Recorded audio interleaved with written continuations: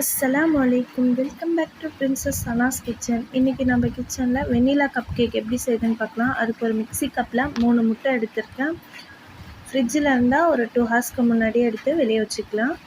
3 முட்டையும் உடச்சி மிக்ஸி கப்பில் சேர்த்துட்டு இதை நல்லா ஒரு 3 மினிட்ஸ்க்கு நல்லா மிக்ஸியில் பீட் பண்ணிக்கலாம். இப்போ 3 நிமிஷம் பீட் பண்ணதுக்கப்புறமா இதில் பைனாப்பிள் எசன்ஸ் 1 டீஸ்பூன் சேர்த்துருக்கேன். பவுடர் சுகர் ஒரு 1/4 கப் சேர்த்துருக்கேன். எண்ணெய் 2 table spoon, oil sunflower oil 2 table spoon சேர்த்துருக்கேன். இது எல்லாத்தையும் நல்லா ஒரு 5 மினிட்ஸ் பீட் பண்ணிவிட்டு ஒரு கப்புக்கு மாற்றிட்டு இதில் 1/4 cup maida, 1/4 teaspoon baking powder, 1/4 teaspoon baking soda, 1 pinch உப்பு இது எல்லாத்தையும் சேர்த்து நல்லா சலிச்சு எடுத்துக்கலாம்.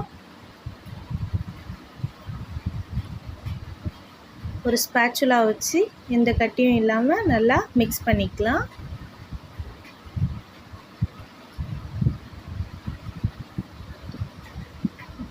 விஸ்க் வச்சு கொஞ்சம் பீட் பண்ணிக்கலாம்.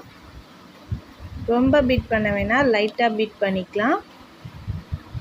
இந்த அளவுக்கு ஸ்மூத்தாக இருக்கணும் மாவு. இப்போ கப் கேக் ட்ரே எடுத்திருக்கேன். கப் கேக் பேப்பர் போட்டுட்டு இதில் மாவு ஊற்றிக்கலாம். இப்போ அடுப்பில் தோசைக்கல் வச்சு 5 மினிட்ஸ் ப்ரீ ஹீட் பண்ணியிருக்கேன். இப்போ எல்லா கப்லேயும் ஊற்றிக்கலாம். மாவு 3/4 கப் வர அளவுக்கு ஊற்றிக்கலாம். இப்போ தோசைக்கல்ல நல்லா ஹீட் ஆனதுக்கப்புறம் அடுப்பை ஃபுல் சிம்மில் வச்சுட்டு ட்ரேவை மேலே வச்சு ஒரு 1/4 மணி நேரம் விட்டு எடுத்துக்கலாம். இப்போது கப் கேக் தயாராகிடுச்சு. இதை நீங்களும் ட்ரை பண்ணி பார்த்துட்டு லைக் பண்ணுங்கள், ஷேர் பண்ணுங்கள், கமெண்ட் பண்ணுங்கள்.